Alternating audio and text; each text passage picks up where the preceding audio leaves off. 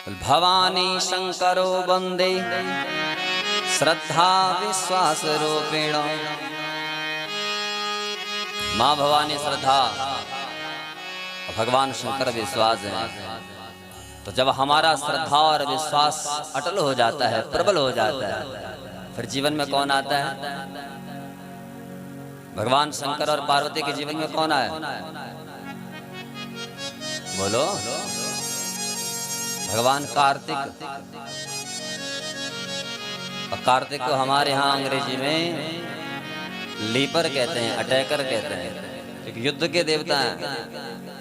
तारकासुर का मर्दन करने के लिए प्रकट हुए थे। तो जब हमारी श्रद्धा, हमारा विश्वास अटल होगा, तो हमारे अंदर बैठे हुए जो आंतरिक शत्रु हैं, काम, क्रोध, लोभ, मोह, मत्सरता,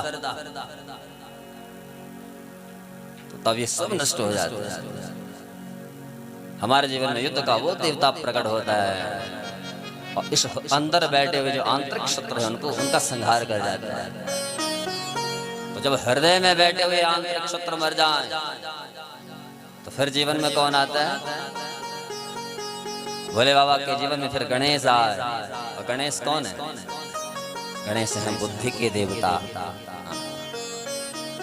फिर हमारी बुद्धि निर्मल बन जाती है, पावन बन जाती है।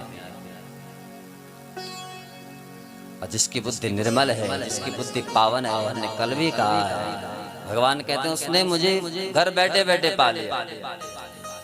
निर्मल मन जन सो मोहि पावा, निर्मल मन जन सो मोहि पावा, निर्मल मन जन सो मोहि पावा, निर्मल मन सो मोहि पावा, मोहि कपट छल छिद्र न भावा, मोहि कपट छल छिद्र न भावा, मोहि कपट छल छिद्र न भावा, मोहि कपट छल छिद्र न भावा।